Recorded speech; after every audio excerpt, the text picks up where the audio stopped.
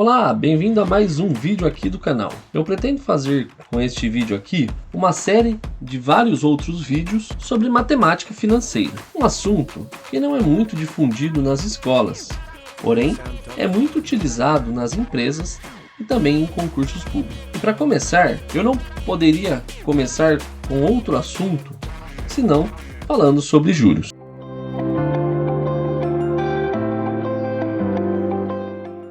Neste vídeo, então, eu vou falar sobre juros simples e juros compostos. Porém, antes de explicar como cada um deles funciona, é preciso conhecermos alguns termos. Esses termos nos serão úteis não apenas para esta aula, mas para todas as outras que trataremos sobre matemática financeira. Vamos lá então. O primeiro termo é o capital inicial. Na matemática financeira, uma das operações mais comuns é o empréstimo. Então, alguém possui um valor inicial, que é o que nós chamamos de capital inicial, que será emprestado para um terceiro. O segundo termo é os juros. Quando a pessoa devolve o dinheiro que foi emprestado, ela não apenas devolve o valor inicial, mas também um valor a mais. Este valor a mais é o que nós chamamos de juros. Então, temos o terceiro termo, que é um montante. Montante é a soma do valor inicial mais este valor a mais pago na devolução de empréstimo. Para o vídeo de hoje, precisaremos também conhecer um outro termo, que é a taxa de juros. A taxa de juros é o valor calculado da relação entre o valor de juros e o montante inicial. Vamos então começar a aprender a fazer os cálculos na nossa planilha. Tomemos como exemplo a seguir. Considere alguém que tomou emprestado R$100 e após um mês devolveu o valor de R$110. Primeiramente, vamos identificar os primeiros elementos que temos no problema. No enunciado, já é possível identificar dois valores, o capital inicial de R$100 e o montante de 110. A partir desses dados, conseguimos calcular o valor dos juros, que é a subtração do montante menos o capital inicial. Com estes dados, conseguimos também calcular a taxa de juros. Como eu disse anteriormente, a taxa de juros é igual ao valor dos juros dividido pelo capital inicial. Observe que no nosso problema, o dinheiro devolvido foi devolvido em apenas um mês. Portanto, a nossa taxa de juros é mensal. Agora vou apenas formatar os valores. Aqui sendo em moeda e aqui em percentual. Ok, agora que entendemos os termos, precisamos entender que geralmente não são esses os resultados que eu quero descobrir numa situação real. Em uma situação real, normalmente eu quero saber o quanto de juros acumulados ou montante que eu receberei em um empréstimo após um determinado número de períodos. Vamos montar nossas fórmulas, então, para saber qual o juros total e o montante total após uma variação de períodos. Por definição, no juros simples, nós sempre pagamos o mesmo valor de juros, pois este é a taxa sobre o valor inicial e, portanto, basta que multipliquemos pelo número de períodos. Desta forma, teremos a seguinte equação: total de juros. Para facilitar, antes eu vou colocar um campo de período, que vou colocar aqui de exemplo 3, mas poderemos alterar. Vou colocar como unidade meses. Pronto.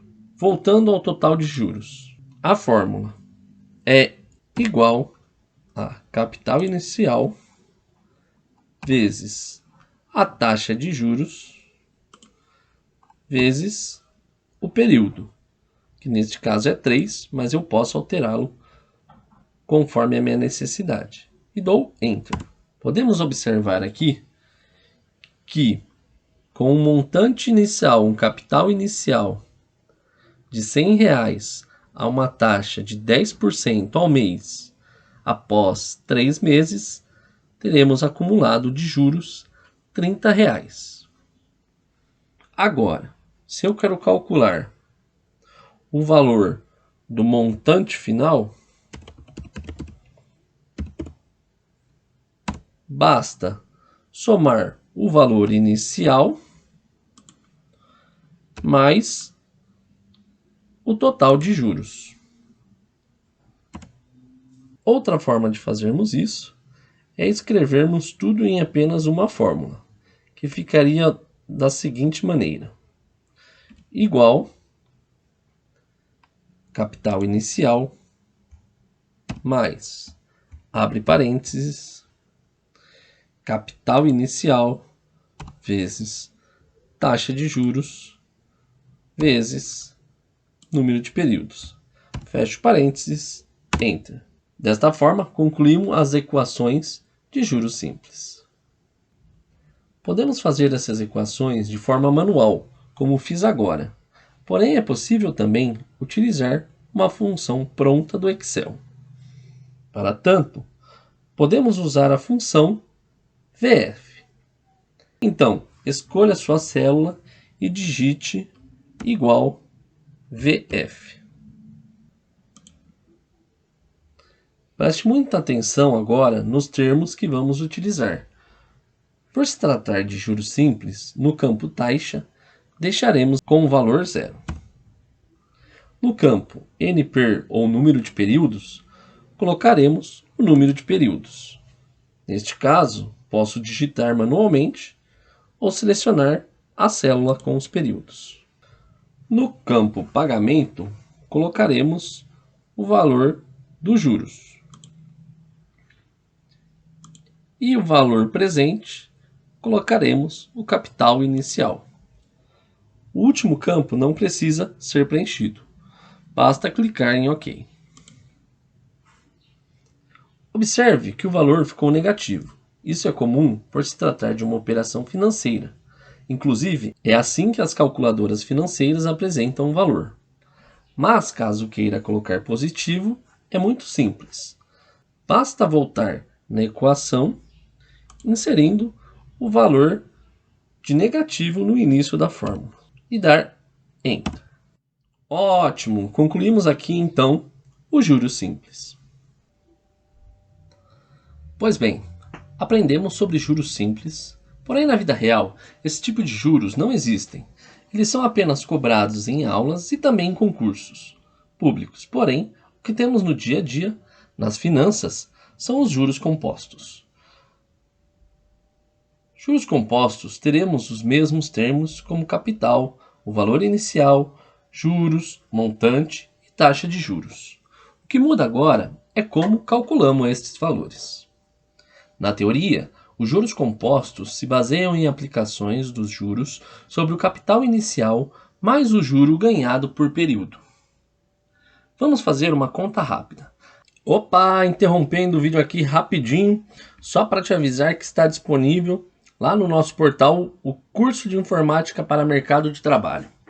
Se você está se perguntando se é preciso ter bom conhecimento em informática para conseguir um bom trabalho, basta você dar uma olhadinha nos classificados de empregos, sites ou mesmo pesquisar no próprio Google. E você verá que a grande maioria das vagas no mercado de trabalho exigem conhecimento em informática. No nosso curso, apresentamos 5 módulos: Windows, Word, Excel, PowerPoint e um módulo de internet e e-mail. Todo o conteúdo que as empresas exigem na hora de contratar seus funcionários. E ainda você vai ganhar um certificado reconhecido em todo o Brasil. Dê uma pausa no vídeo e clique agora no link da descrição do vídeo. Você não vai querer perder esta oportunidade por nada.